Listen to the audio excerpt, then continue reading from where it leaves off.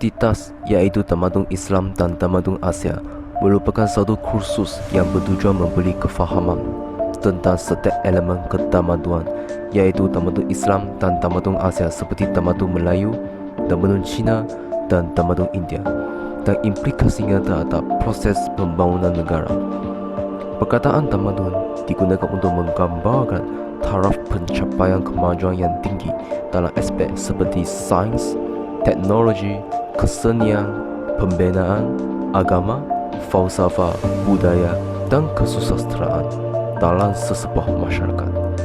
Secara lebih sempurna, tamadun boleh ditarifkan sebagai pencapaian dan pembangunan dalam segala pelakuan, pemikiran dan kemajuan yang tinggi, luhur, baik, halus dan sopan. Oleh itu, kepercayaan dan agama merupakan satu aspek yang penting dalam pembangunan ketiga-tiga tamadun tersebut.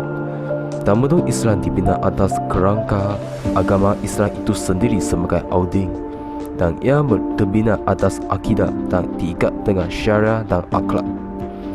Akhlak dalam Islam ialah sikap rohania yang memuliakan tingkah laku manusia. Akhlak juga merupakan budi pekerti, tingkah laku, takbiat, perbuatan yang terbentuk dengan mudah tanpa memerlukan pertimbangan fikiran terlebih dahulu. Manusia tanpa akhlak yang baik akan hilang sifat dan taraf kemanusiaannya. Oleh itu, akhlak telah dipilih daripada tamadun Islam sebagai satu elemen ketamaduan.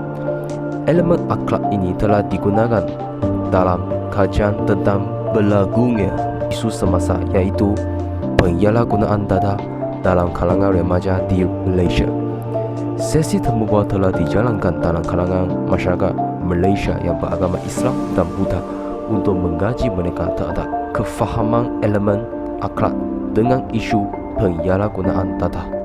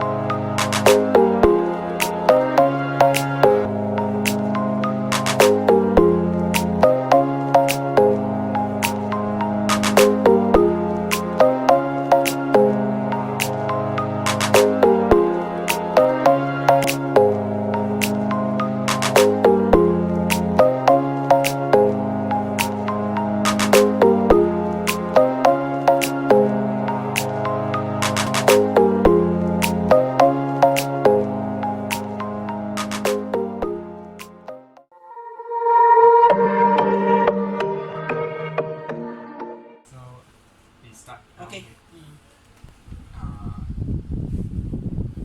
Good afternoon. Good afternoon. So, before I start the interview, I would like to know about some basic information. About? Some of your basic information. Okay, so I'm from this Mahindrama Buddhist Temple. I'm the vice chairman. So I think your question was AJK, Ahli Jawatan Kuasa. So in English is the management committee. So I'm the vice chairman of the management committee. What is your nationality? I'm an Indian. Indian. So you. I'm an Indian, born in Malaysia. Born in Malaysia. Yes. So I'm a Malaysian lah. Okay.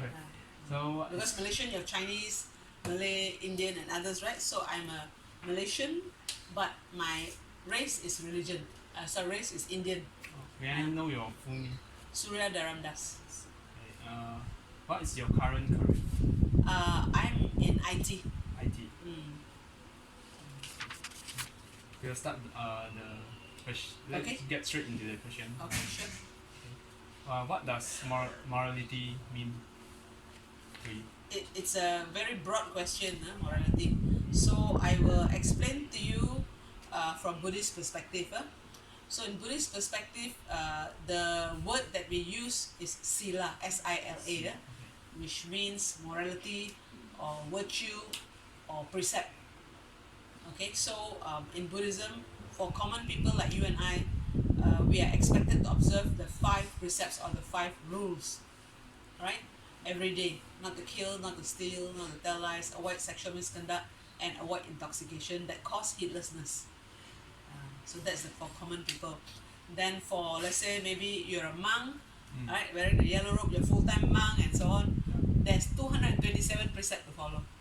So there's different category. Then of course there's those people like during new moon, full moon, they observe the 8 precepts extra. Compared to us, we only observe 5. So there's many different level. Depends on the individual. It's not to say depend on individual. You see, in Buddhism, we don't force you. You are making that decision that you want to observe. So as common people like you and I who do not want to become monk, nun, or it's not new moon, full moon, then we observe 5 precepts. Okay. So the next question is, how morally contribute in the development of Islamic civilization? And then this is where actually I have concern when you ask me this question, because we are a Buddhist organization, right? So as a Buddhist organization, it won't be appropriate for us to comment about other religion, correct or not?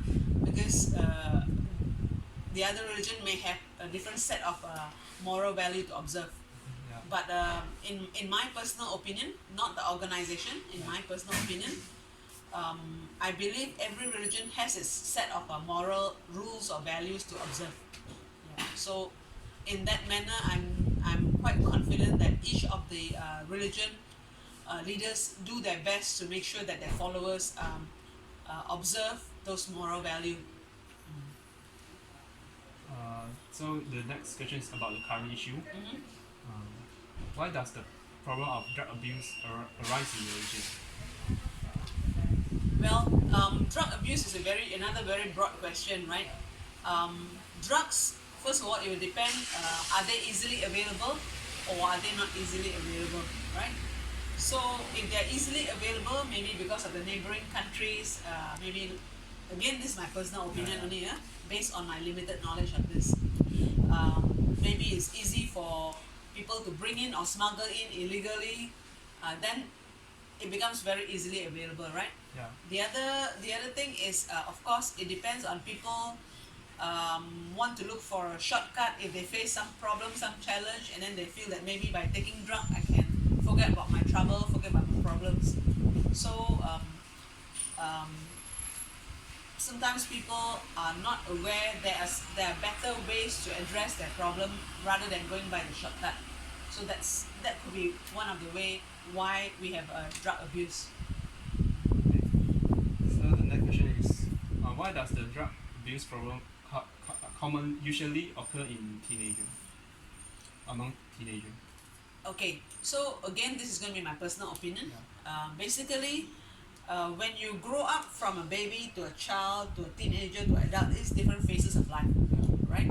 So when you're growing up from a child to a teenager, you're going through a phase that you are not a full-fledged adult, but you're going to become an adult. So you're going through that emotional changes, that physical changes, and so on, right? And as you go through all these changes, sometimes you also need to do some soul searching to identify and understand yourself better, right? And as you go through that process, if you're not given the correct guidance, how to manage yourself when you face crisis, when you face challenge, because as you grow older, you may have bigger problems to address, and maybe you start to worry, okay, so how am I going to plan my career? What if I don't get placed in the university? What if my results are poor? Maybe you have peer pressure, in the community, in the college, in the family.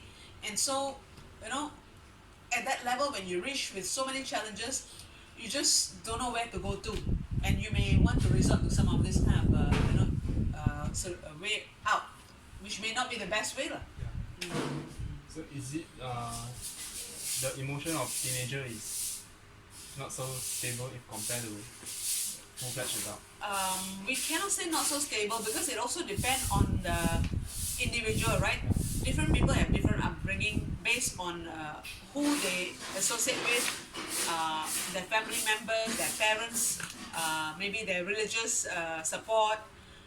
So if they are given the correct support right from school, maybe from the religious organization, their family member, their community, then that can help them to grow emotionally and more stable uh, in a better manner. But if they are left to settle everything by themselves, then they may be challenged.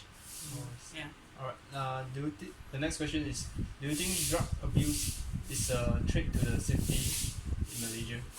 Is the what? Sorry. It's Threat a threat. to the safety of Malaysia. It's a social, gejala social, I think in Malay they say, right? It's a social problem, right? And today we cannot, just address it as, okay, these are the drug addict, I need to rehabilitate and that's it, or we need to understand what is the root cause of it first and foremost, right? Why does it actually even happen? So that's why initially I was telling you, maybe because it's so easy to, again, my personal opinion, maybe it's very easy for the drugs to come into the country because of the neighboring countries. Maybe there are people who are those people who take advantage and try to push drugs to make money out of the whole process because they see an opportunity.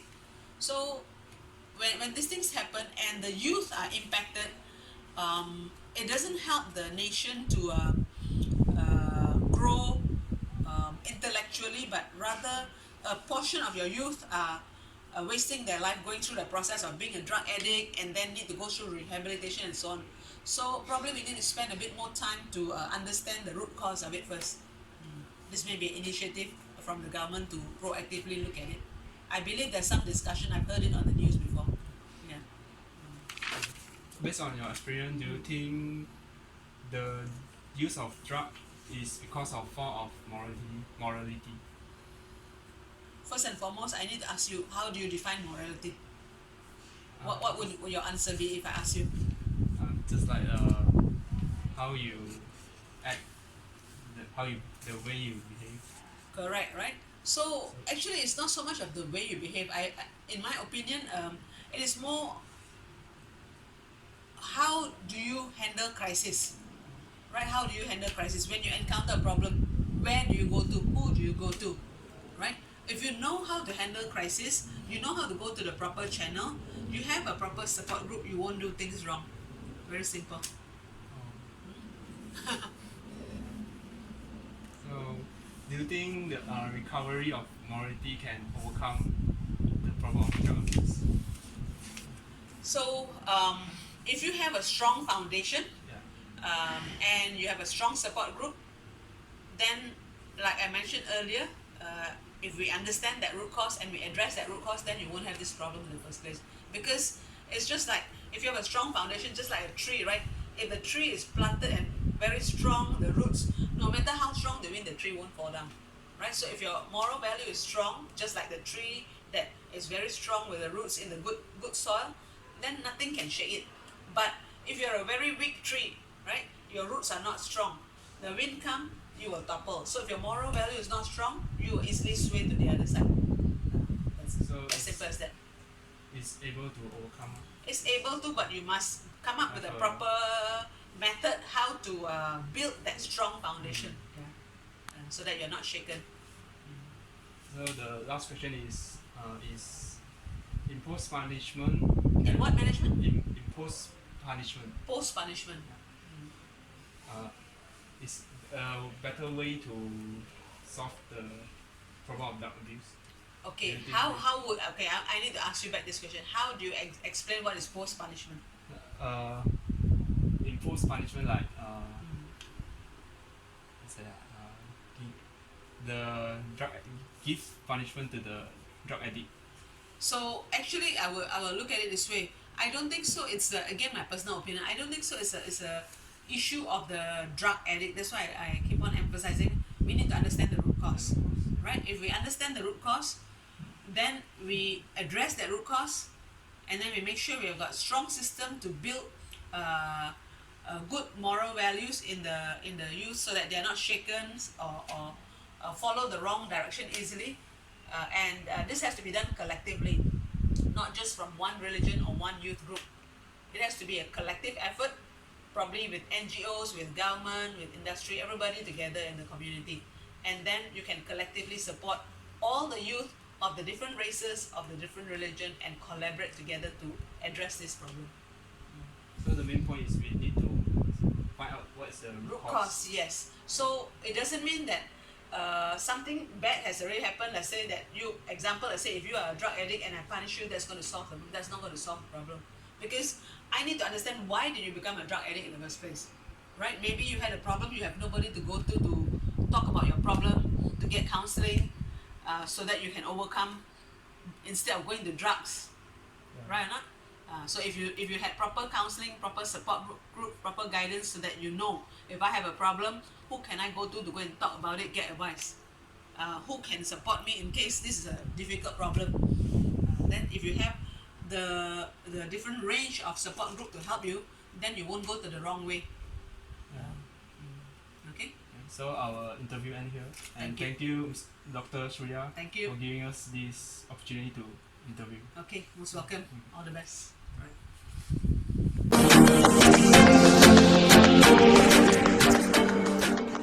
请问要讲什么？你叫我 Muslim 就可以了。哦，OK，Muslim，Muslim 你的全名叫什么全名Umpin ？OK，请问今年几岁50岁。 ？OK，请问你是马来西亚吗？对啊。是哦，OK。你现在是做什么？做什么？职业什么职业职业company secretary 的。 ？OK。你是什么？你是什么宗教的？OK。OK，我现在问你，品德是什么意思？品德这样子讲呢？德是品德就是说我们的行为咯，something related to行为的东西，就是说我们要知道怎样分辨好坏，什么我们应该做。德就是要有德性，就是说那种礼义廉耻那种教诲咯，这个是祖先留下来的嘛，儒家思想嘛，那种什么礼义廉耻7个嘛，孝顺的孝这样子的东西这些都要会哦，这是德性你觉得这品德它在这个 Islamic 的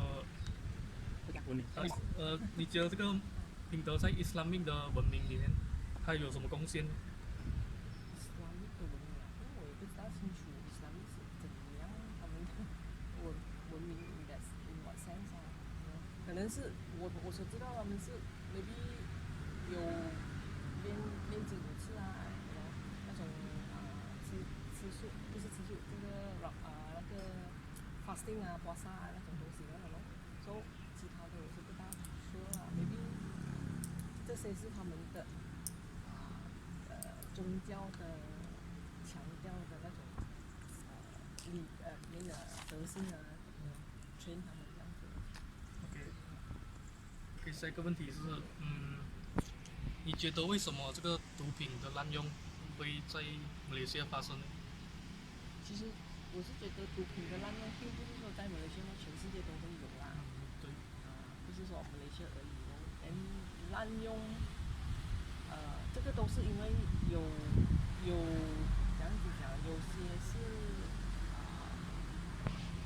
家庭也有关系，教育方面也有关系，社会也是有关系，就是说可能小孩子出来的时候，他在家里家庭教育方面没有不好，就变成想到不好朋友还是什么，就给人家败坏这样子连教育学校的也是有关系咯，学校的教育也是有关系，出来社会也是会有。OK， 为什么这个毒品滥用大多数都发生在青少年身上？因为那个时候是他们小时候都是老师讲、妈妈讲，都会听。等到他们长大出来，好像到这个青少年的时候，都是朋友。因为我孩子都是这样的嘛，小时候妈妈讲的对，老师讲的对，出来就是朋友讲的对。因为这样可能是餐的关系啦，就是说你在家里你要教导他，就要知道他跟哪一个朋友交往啊，要知道一下，这样子at least你就不会这样子好像误导那些小孩子会被误导啊，被其他朋友误导。我是认为是因为这样的关系，所以青少年会比较容易被影响啊，被影响的。就交错朋友。mostly 跟家庭教育，但是我跟你讲，家庭教育也是，就是说父母亲要知道孩子跟谁出去，孩子跟谁在做什么，去哪里。对。你觉得这个毒品滥用会危害我们马来西亚人？当然是会啊，如果这样子继续的话，全部的国家的栋梁，那些青少年全部都变成瘾君子了。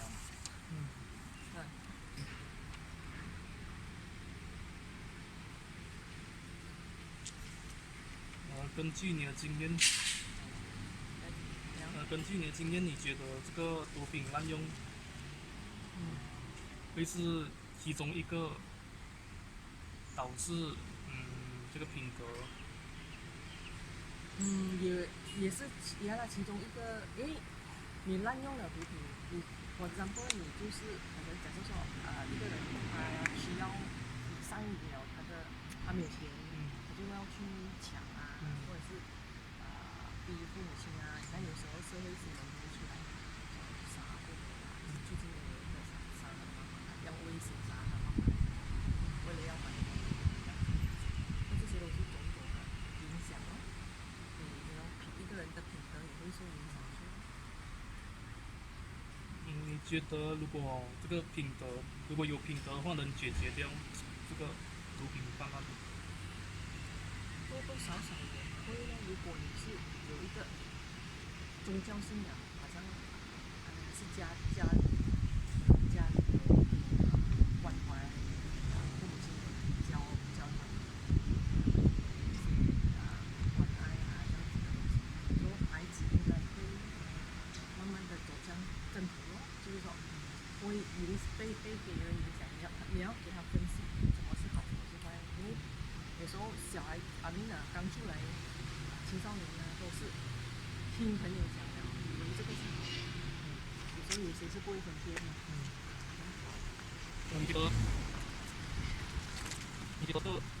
如果你觉得惩罚这些用毒品人是一个好的选择吗？还是其他方法？两个都需要，我是觉得惩罚是，如果是那些卖的人，是应该要重那个咯，因为他为了生意还是为了赚钱，就卖嘛，所以就影响很多人。那如果是你说那个吃的嘞，是影响被朋友误导啊，这样子的，这个叫教导，就是两个方面都要实行。OK，我们 interview 到这边。好，谢谢你啊，谢谢你。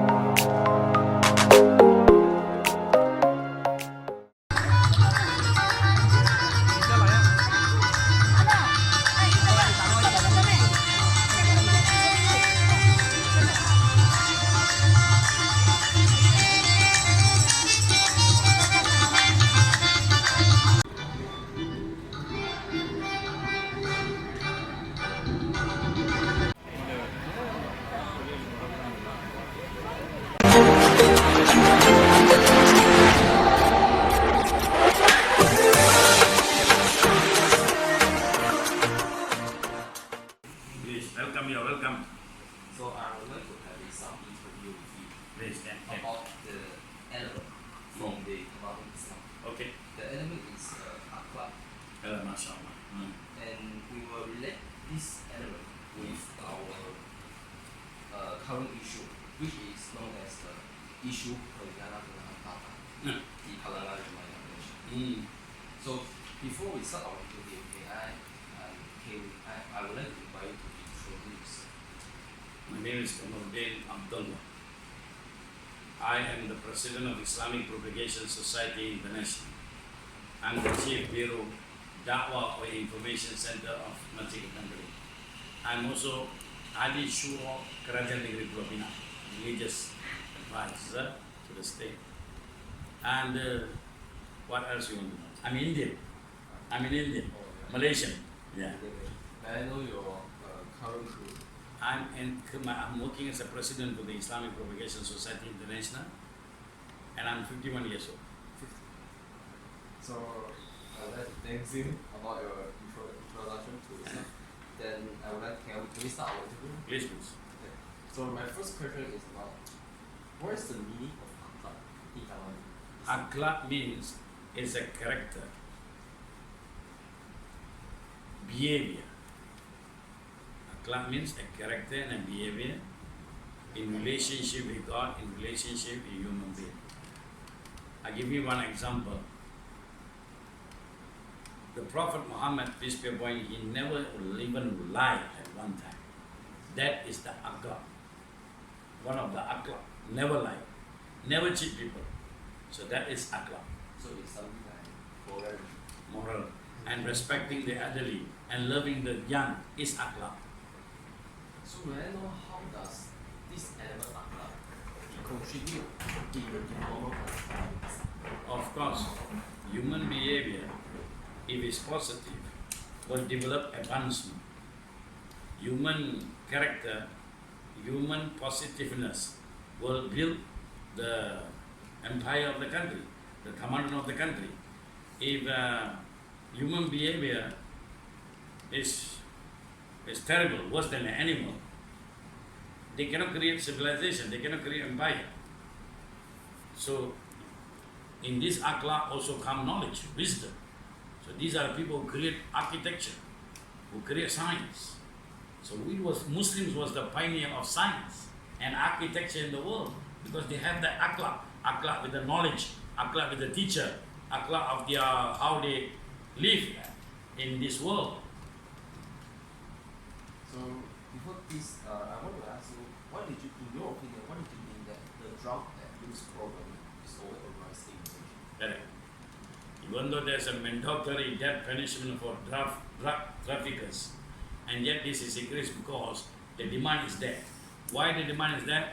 Majority human beings today in Malaysia, their heart is empty. They think they can fulfill their happiness by material world, but the material world failed them now. You see, a student like you, or a student before today, they go to school, they want to pass the examination. They want to score, they want to enter national university, and then from there they want to look for a good job. It's all material. What is the function of the knowledge? In Islam, the function of knowledge is first of all to make your heart satisfied, happy, fulfilled. I'm doing this work, meeting people, he really fulfilled my heart. My time is so engaged. I have no time to think for other, wasting time. So when the heart is empty, people are lonely. When they become lonely and they cannot find a satisfaction, they go for short satisfaction, which the drug can offer, the liquor can offer. So is that the problem? What is the problem that the drug abuse problem that always occurs within the Broken family, broken husband, wife, the youth, friends, influence, they try from secret and secrets. Now, okay, they're going to try from higher. These are all influence. Society, influence, so it's a pressure in work, pressure in family. All this can give contribution contribution to towards teenage. teenager problem and all this. So I have another question is, in your opinion, do you think that the drug abuse is a threat to the safety of the nation? Oh yes. When the drug is a trap, because the moment you see, when a person who engage in drug, what will happen? First of all, their health will destroy. The health will affect their health. And then they cannot perform in their work. And they can be sacked. They can enter prison. They have to go to a pemulihan. All this affect the productivity of the country, the production of the country.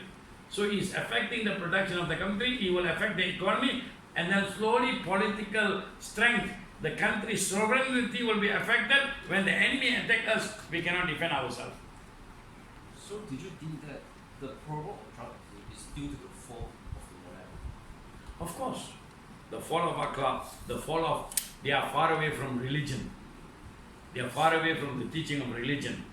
That is one of the causes. So, in your opinion, do you have any ways that can help to recover the morality for the teenager? Okay, number one, Islam came to protect five things. Islam came to protect religion,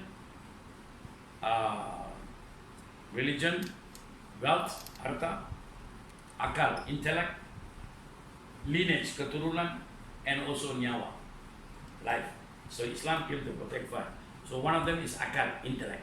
So a person who involved in drug, how can he think correctly? That's why Islam come to protect. So Islam start with education from home, from childhood.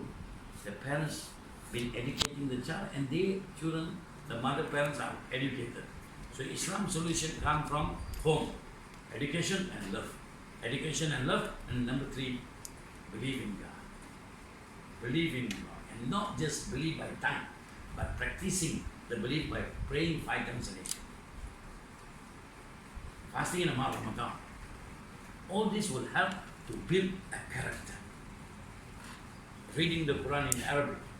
All these are building the character of a human being in Islam. And the solution is, family unit is important.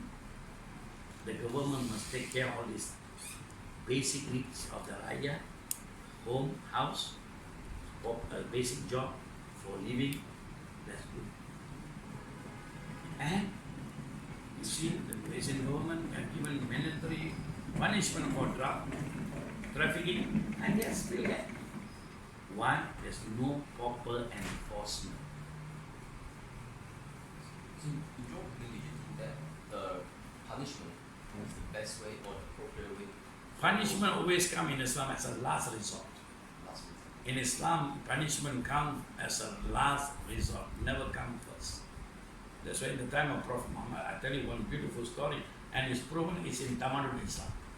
13 years, Prophet Muhammad came to the Arabic barbarians who have no Tamadun, these Arabs. The Prophet built their character with love with God, knowing God, loving God, fearing God, and the akhlaq of Prophet Muhammad is the best of akhlaq. With this akhlaq, he trained his people. After 13 years, they have migrated to Medina. So in Medina, revelation came for them not to drink. The moment the revelation is coming and the liquor is going into their mouth, when they heard that, they quickly throw away. These Arabs, before Islam, they are heavy drinkers. If you think here people are heavy drinkers, they cannot challenge the Arabs. Because every house they got barrels of liquor, arak. But the moment the revelation came, they break everything, the barrel of arak in Medina is become like a river. Until then, today, not even a dot of liquor in Medina, because of the faith they have in Allah and the akhlaq of Prophet Muhammad, and make them wonderful people. Sounds. And in China today, there are 60 million Muslims who believe in the akhlaq of Prophet Muhammad, and seldom I heard the Chinese Muslim in China drink. Seldom. So we have very appreciate that you help us to answer this question. Thank you, thank you. Then we have end our interview session. Thank you very much. Come again. Thank you very much. What's your name? My name is Andrew. Andrew. Just now 4 of them came are Buddhists. Are you Buddhist or Christian? I'm Christian. Lovely, masterpiece. How about you, sir? Buddhist, very good. Buddhist. Very good. And Christians and Muslims share many things same. We believe in Abraham, we believe in Ismail, we believe in Isaac, we believe in David, and we believe in Jesus Christ. We believe, and the last messenger we say, Prophet Muhammad.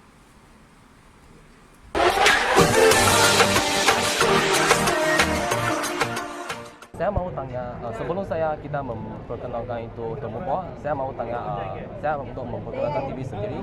Nama saya Andrew, dan saya dari KDU Penang University College. Oh, okey. Dan sebelum kita memulakan sesi temu buah, saya mau mengetahui tentang informasi daripada Tuan. Bolehkah Tuan memperkenalkan diri sendiri? Nama saya Al-Zubair bin Muhammad Aisyah. Saya kerja di kawasan sini sudah hampir 30 tahun lebih. Berapa umur kamu? Saya 47. 47. Apakah kerja? 47. Pekerjaan. Saya kerja di company swasta. Kamu adalah orang Malaysia? Ya, orang sini. Nah, sekarang kita mulakan sesi temu kita. Okey. Adakah Encik, pernahkah kamu dengar perkataan akhlak? Perkataan akhlak. Akhlak. Okey. Apakah maksud akhlak tersebut? Akhlak means is a kind of behavior. Akhlak budi pekerti. Budi pekerti is a behavior. And then sekarang punya generasi takut dia pencemaran akhlak tu terlalu ketara because of lot of different kind of influence from a different kind of culture and all that. So dia punya rosak akhlak tu lagi cepat zaman sekarang daripada zaman dulu. Sekarang you ada exposed to a lot of things very easy, like WhatsApp, Facebook and all that. All kind of information. You tak tahu dia itu information tu betul ke atau salah ke. You nak pastikan information tu dari siapa? Tak tahu. How you going to verify the information you get from the WhatsApp? You dapat, you terus hantar. You dapat, you terus hantar. So end of the day, you pun daripada satu orang yang baik indirectly you rosak you punya akhlak sendiri. Because this dia bergantung pada responsibility. You have to be a responsible person. So akhlak bukan saja you budak baik, you tak ganggu orang, you tak buat jahat. Bukan itu saja akhlak. How you present to the community. So also represent your akhlak also.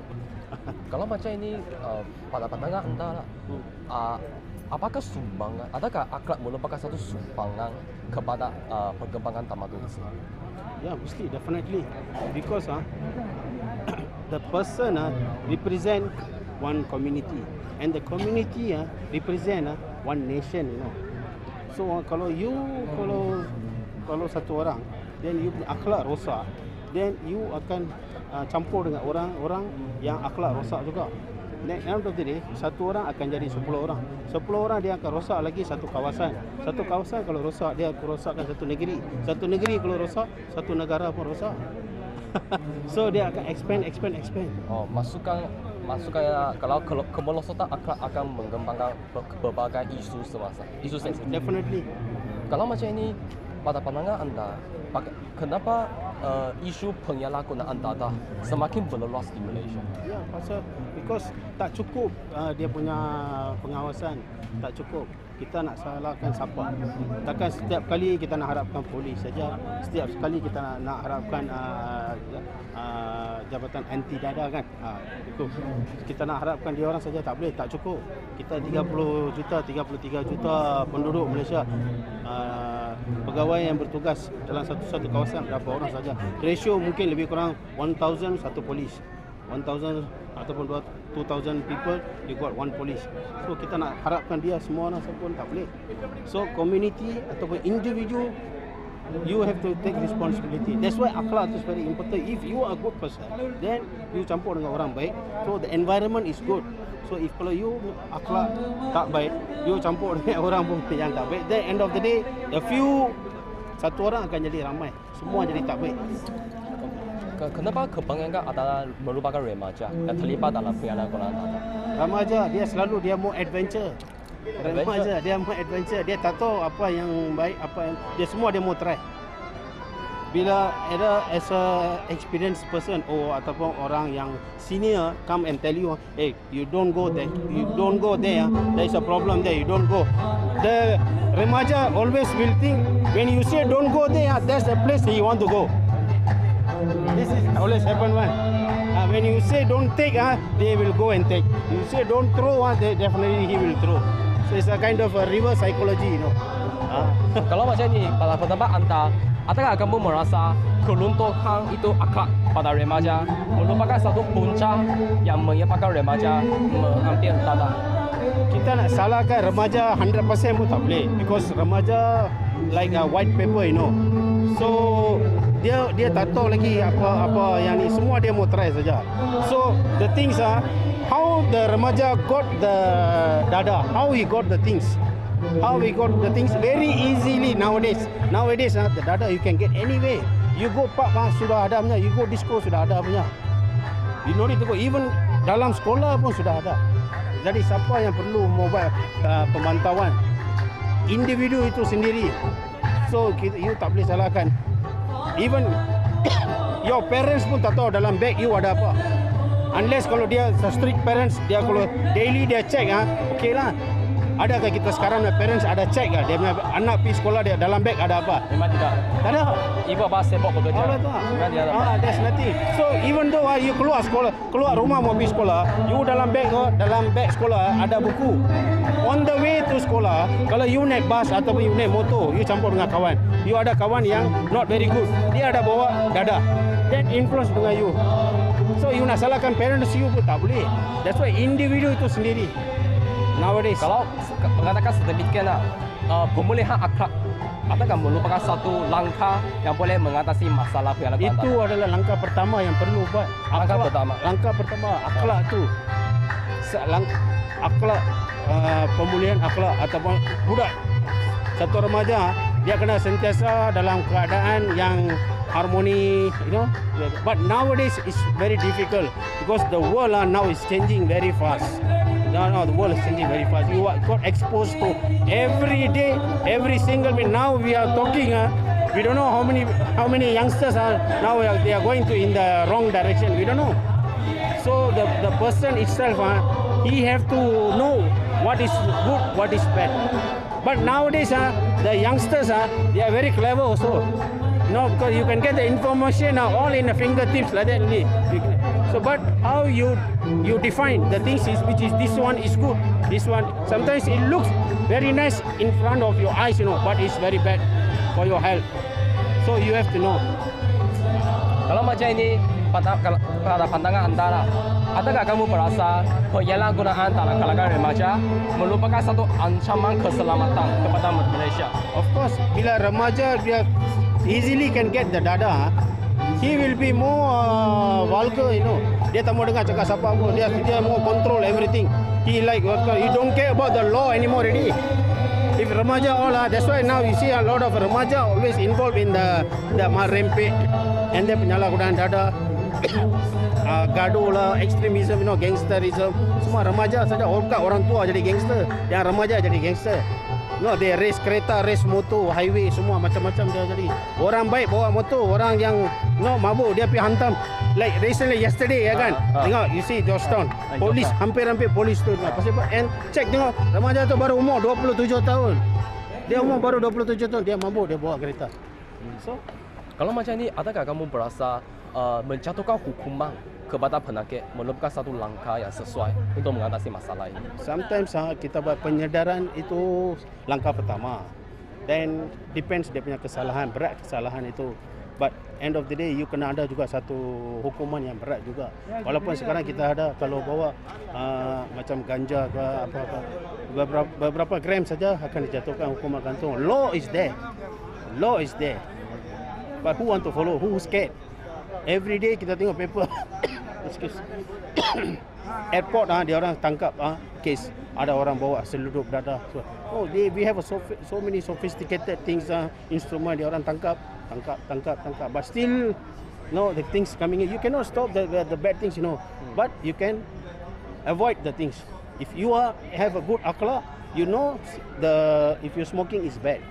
I don't have to come and tell you I don't smoke. It's a very bad. Now you know yourself. You know already. It's up to you. You want to smoke or you don't want to smoke. Oh, In my family, just for your information, in my family nobody smoke. Oh. From my father until me, even my son also. Nobody smoke. Kalau kata semikian, pemulihan akhlak merupakan satu langkah yang paling bagus. It's very important. If you are a good person, if you are good behavior, wherever you go, anybody want to give you, you know yourself already. Why these things is good, why these things is bad. So you will avoid the things. So it's very easy. So unless you have akhlak, is very important. Akhlak is very important. Akhlak is very important. Not only for your health, for your community, for your as a person in this world we living. You have to be very good person. Baru God boleh tolong you anything. Ya, betul. Okay. Ini sudah habis kita punya temu. Okay. Terima kasih dah. Andrew. Andrew. Andrew. Mereka kita mau ambil gambar Okay. dengan kumpulan saya.